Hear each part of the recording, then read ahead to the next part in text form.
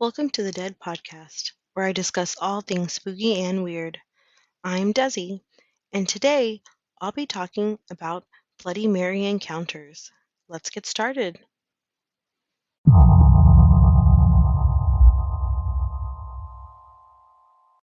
Hey everyone, hope y'all are doing good tonight. Tonight is going to be a little bit different. I don't know if y'all saw on my Instagram, I had posted that I was a little busy this Thanksgiving break. I had my niece and nephew here, so D.E.A.D called, and I, try to focus all my time on them and enjoy the time I have with them because they're growing so fast. They are 6 and 3, and they are crazy. And my niece is literally a mini me, and she's hilarious and attached at my hip. So I love spending time with them, and I'm sad they're gone. And I cry as I put away all their stuff that they leave everywhere. I'll have them back again probably around Christmas. So I'll be excited for that. So I didn't get to do a lot of research and everything like I normally do with a new episode. So I thought, continuing from last week with my Bloody Mary episode, I thought it would be a good idea to try to find encounters with Bloody Mary, people who have played Bloody Mary, and their stories about it. I found most of these on Reddit, so I'm just going to be reading them to y'all, and hopefully you enjoy. And oh, I am drinking some more of my, what is it, yellowtail, the jammy red roux wine out of my spooky skull glass. I still have some of that, so I'm drinking that. I am wearing, it is cold here, so I am wearing a sweatshirt, and it's from the newer It movie, and it says, "You'll float too." And it has it written on the front, and in the back it has like a silhouette outline of Georgie with like the little yellow rain jacket and the balloon in front of his face instead of his face. So in the back of it.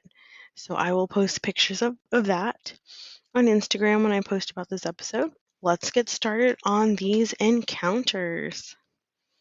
And I'm just going to be reading them as it was written. I tried to proofread some of them and kind of like format them so I could read them, but I haven't really like read them, so we'll be reading them together. Okay, so for the first one. When I was around 8 years old, I invited my neighbor over for a sleepover at my dad's house. Her family was very religious, and she didn't believe in anything paranormal. I have always been more in tune with spiritual things, so I dared her to try the Bloody Mary ritual with me after everyone else went to sleep. I figured if she didn't believe in it, then she can use this opportunity to prove me wrong. While we were chanting, nothing seemed to happen, besides the usual tricks your minds play when staring into a mirror in a dimly lit room. She loved it and was bragging quite a bit until I ended up getting upset and going to sleep shortly after, me on the floor and her in my bed. Next thing I remember is waking up in the middle of the night and seeing a girl lying on her stomach on the floor in front of my bed. She was wearing a floral nightgown, propping her chin up with her hands, had her knees bent up, feet crossed in the air, looking straight at the bed, like longingly or taunting maybe. It was fucking creepy. The way she was looking at her, the air felt so tense that I was afraid to move. After a second or two, I heard a few whimpers from my friend, who seemed to be curled up facing the wall with the covers pulled over her head. I can't really breathe at this point, and I'm scared shitless, even though she wasn't focused on me. All I remember from here is pulling my sleeping bag over my head and passing out until morning. She didn't seem to remember waking up at all, but said she had a nightmare about being held down by someone until she drowned in a bathtub full of blood. That is creepy. I don't know about that. I would have freaked out. Okay, so story number 2. This happened. This happened in a middle school in Lancaster, California. I was with four other girls, and we were heading towards the playground after school. It was more of a huge field that had some swings, basketball hoops, and a bathroom bungalow. It was mostly just grass with dirt patches, though. We all decided to do the Bloody Mary ritual on a dare that day. The sun was out and it was hot as fuck as we all walked to this bathroom. I remember we were all hyping each other up about this. I was excited, but remember feeling really nervous when we went up the ramp and opened the door. We all huddled around one of the mirrors with the door closed. The light was on because we were all too chicken to turn it off. So we all pretty much agreed on everyone saying her name at the same time. After doing the ritual, we were all kind of holding our breath, looking at each other. One of the girls broke the silence by laughing. Okay, it didn't work and was just a dumb tale, we thought. Not even a second later, the bathroom lights went out and the whole bathroom started to vibrate, and these super loud bangs were going off all over the walls, ceiling, and stalls simultaneously. We were all screaming as we booked it into the field. I think we kind of stopped running after we all were a distance away from the bungalow. It was in sight, but we were all like, what the fuck? Did that just happen? Did you see anything? Like we were all running on adrenaline. It was like someone was pounding on the walls and everything with their fists. It really scared us, and we all agreed to not go into that one anymore. I was still shaking when I got back to the house. See, that's weird when it's like a group experience. Like, how did everyone experience the same thing? Okay, so now for a third one. This story takes place quite a few years ago when I was turning 6 or 7. I can't remember exactly. Anyway, this was my birthday party, and I had invited some friends. We will call them M, K, B, and S for the purpose of this story. We had just gone back to my house, and I asked everyone what they wanted to do. S spoke up and said we should play Bloody Mary. I was pretty against this idea, since I had heard the story and didn't want some ghost in my bathroom. But since everyone else was down, I went along with the idea, though I refused to actually go in. So S, K, and B all went into the main bathroom. The layout of my house was the main bathroom with a door leading into the hallway on the right and a sliding door leading to my parents' bathroom on the left. This will be important later. So M and I are sitting in the living room. I was huddled in a blanket because I was a wuss. We suddenly heard the others screaming and trying to open the door. I immediately ran to the hallway door, locked. I went to the parents' bathrooms. I went to the parents' bathroom. The door was also locked. Did I forget to mention the hallway door couldn't lock? And the sliding door was locked from the parents' bathroom. It couldn't be locked and then shut. You had to lock it when it was closed. So I was freaking out and crying because I thought my friends were goners. What felt like the longest few seconds of my life passed by. The hallway door was flung open, and S, K, and B almost tripped over themselves running out of the bathroom. I was so relieved to see them, and we all stood in the living room, allowing them to catch their breath before explaining what happened. Things had started to calm down when S, whose back was facing the hallway at the time, started complaining about her back feeling like it was burning. We look at each other before asking her to turn around so we can look at her back. We lift her shirt only to find an angry face starting to appear just under her right shoulder blade. The angry face looked freshly scratched, and it was starting to bleed, like someone with sharp fingers scratched her only moments earlier. What makes this even weirder is that none of us were near her back, and she was the only person who had played the game multiple times with no consequences. That is where the story ends. Years later, M tried to tell me it was a prank, but I don't believe her. I remember it too well to even think it was faked. Their screams, the fear in their eyes, the mark on S, and the fear I felt in that bathroom every time afterwards was enough to convince me it was real. As I said, I always felt something in that bathroom, especially when the lights were off. So I gained the habit of always opening the door before I flush and wash my hands. It was pretty funny telling my mom that because she always wondered why I did that. Yeah, how would they fake a scratched, bleeding face in the girl's shoulder blade? Like, that's crazy. I don't think that was a joke, especially if that's really what they saw. Like, how do you prank that? That's crazy. Okay, so the next one. I've had a handful of what others might consider paranormal experiences. Of course, they could be brushed off as purely coincidence, but, in my opinion, the encounters I've experienced are a bit hard to explain. A couple months ago, when I was alone in my bathroom, I started to feel uneasy as I was taking a shower. I actually, and ironically, was thinking of Bloody Mary, a fictional ghost that my friends spooked me with when I was a kid. Feeling a bit paranoid, I peeked out of the shower curtain to ease my mind and make sure no one was there. However, that didn't go all too well when I saw a dark figure standing in the bathroom before our light fixture came crashing down. I know most people probably won't believe me on this, but this 100% is true and has stuck with me. I literally ran out of the bathroom and into my bedroom with my fiance. I was freaked out and told him what happened. We had to have our light fixture replaced, and I tried to calm myself down. After that, nothing much happened for a few months.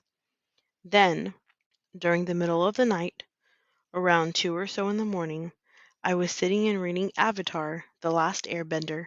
You know, the comic where you find out what happened to Zuko's mom? Yeah, that one. And yes, I'm aware that I sound like a nerd.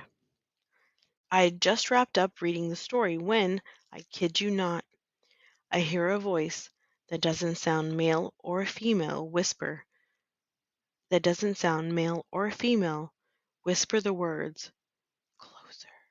Also, I should mention that the voice came from behind me, and the only thing behind me was a large mirror that hangs in our living room, which is creepy. It also made me question my sanity since, while I enjoy a good ghost story, and they do leave me with a sense of unease and paranoia, I tend to be a bit skeptical about ghosts actually existing. After that, I did a few things, like saging the house and other stuff, but haven't experienced anything since. Now, I don't know exactly what that thing was, but whatever it was, I hope I don't encounter but whatever it was, I hope I don't encounter it again. I hate the shower stuff. That's freaks me out. The shower curtains, the even when you have those showers that have like the and then on top of that, I wear glasses, so in the shower I can't see anything, so it'd be even more creepier. So I wonder if whatever it was like moving through her house through the mirrors, because that would be a different mirror downstairs. So the next one, I only tried it once with a friend of mine. We were about 15 years old. We were at a famous old bar where my friend's father and sister were singing on stage. They are kind of famous today. My friend and I saw at the back of the bar was a roped off staircase. We were bored and decided to sneak up there and look around. What we found up there was kind of disappointing. It was just another bar not being used. There was no alcohol or anything. It looked like the owners had no intentions of using it for anything other than maybe storage. It was dark, but then the moon must have been full that night because the night sky was bright enough to give enough light through the windows to make out where and what everything was in the room, but still dark enough to be creepy as hell. My buddy saw the big mirror behind the bar that all bars typically have. He got super excited and suggested we do Bloody Mary. I nervously agreed. Why? Why would you agree to that? That's stupid. Looking into the mirror, we began saying Bloody Mary, slowly, over and over. It was so dark that all we could see was us looking like shadows, but I could swear I was almost seeing my face, only it didn't look right. We kept on with the chant, and this face that wasn't mine became more clear, and it looked terrifying, like a demon. I wanted to stop, but my friend insisted we keep going, so I continued on. The room grew even darker, and I saw a human-shaped form slowly take shape between us, a female looking in shape, with long hair. We both saw her and yelled out in fear. We heard a growl and a loud bark coming from the stairs. There was a huge dog there, as though it was freaked the hell out, and it ran down the stairs. We ran down the stairs and couldn't see any dog anywhere. Anyway, it was a pretty freaky experience. I'd say that's the end. What the heck? Where'd the dog go? What does the dog have to do with it? Okay, next one. Back in elementary school, I walked into the third grade bathroom. Each grade level had a separate wing and bathroom, and saw a group of girls checking in all of the stalls and talking excitedly. I asked what they were doing. They said they were about to play Bloody Mary. Having recently heard about this game and out of curiosity, I asked if I could stay and watch. They said yes. They closed the door, turned off all the lights, and chanted the name 7 times while turning around facing the rows of mirrors. We turned to look towards the hall. We turned to look towards the sound of the stall door in the furthest back corner, shaking, banging, and moving in an abnormal, impossible manner, not opening and closing as a bathroom door stall should, rapidly back and forth from top to bottom. Through the side slat of the door, I saw a female with dark hair and a long dark burgundy dress. My knees wobbled like jello. It actually felt like time slowed and we were all frozen to our spots for what felt like an eternity, entranced to watch this terrifying scene until someone screamed and time returned to us. We all ran screaming just outside the bathroom and stopped to catch our breath, then started talking about what we had just seen. Some passerby students stopped to listen and were a mixture of disbelief and fear. A nearby teacher had to calm us. She said this was nonsense. This is why it was discouraged to even play this game. She insisted we all go back inside and investigate so she could prove there was nothing there. Some refused, some agreed. Those of us who did, the initial group, plus a few newcomers, cautiously went back. The teacher started opening all of the stall doors. Empty. No one in any of them. She said either another student must have been part of it all as a setup, or was in the stall overhearing the plan and intentionally scared us and ran out after we all did. We had to tell her no one was in any of the stalls aside from the group. They had all checked beforehand. We told her we had run out and stopped right outside the entrance exit door, so it was impossible that anyone could have left without all of us seeing them.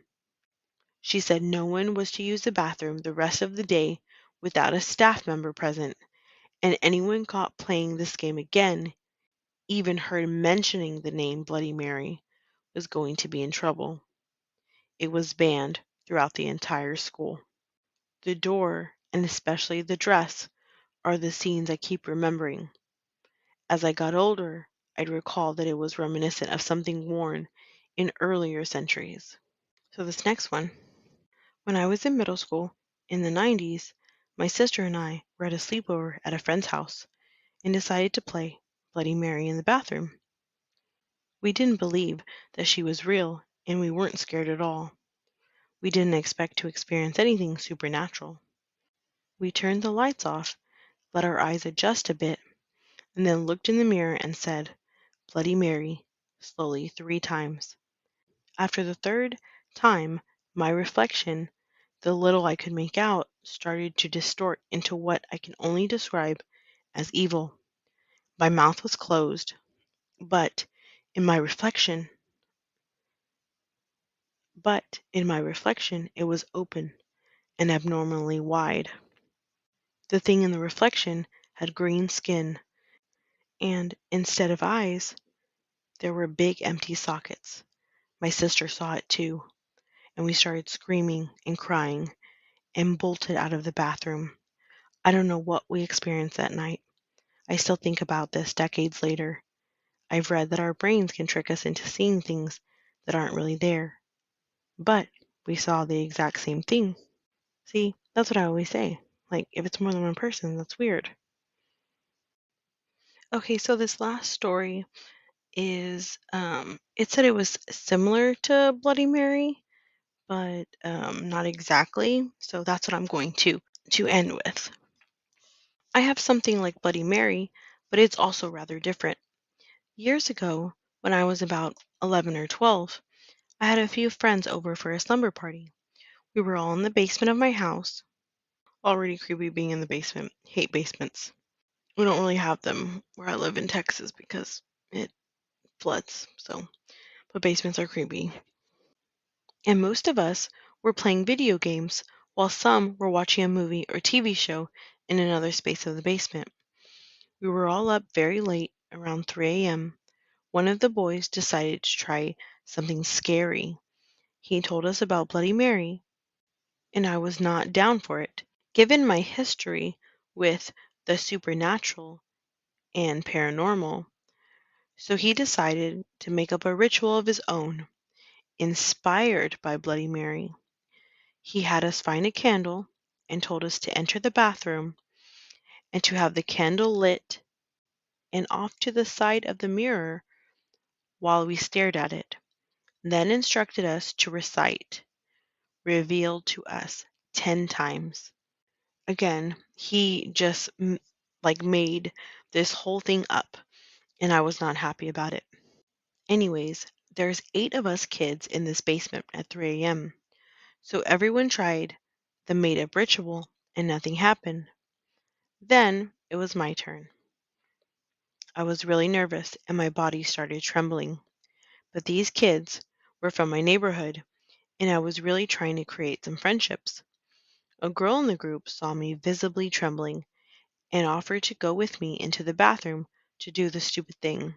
We enter the bathroom, lights off, candle lit, and off to the side of the mirror.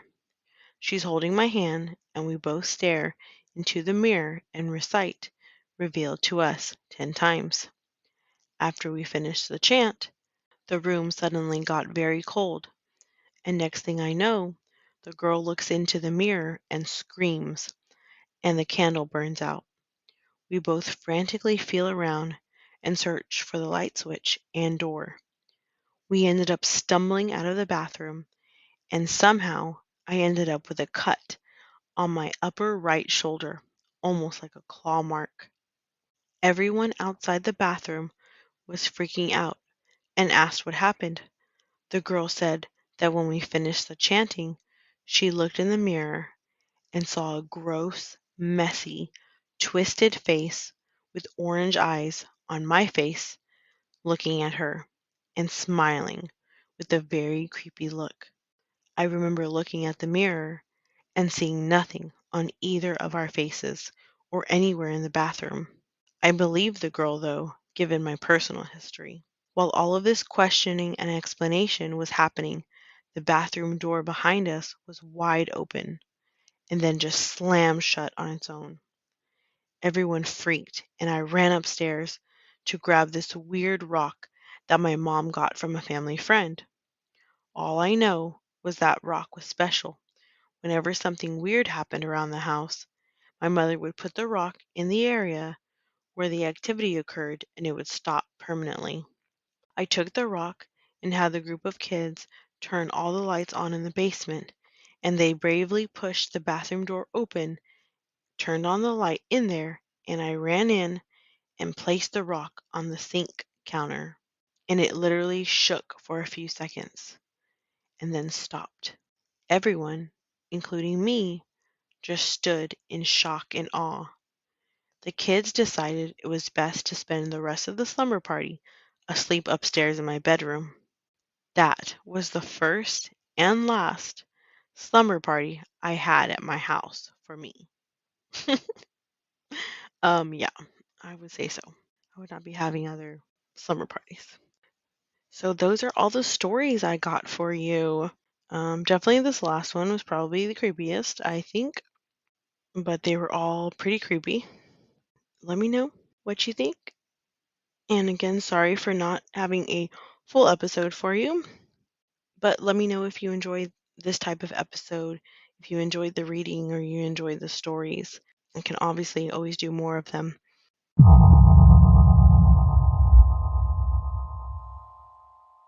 That brings me to the end of this episode.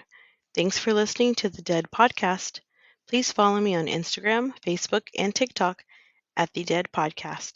Also, feel free to send in your stories, episode suggestions, or feedback at the deadpodcast1@gmail.com.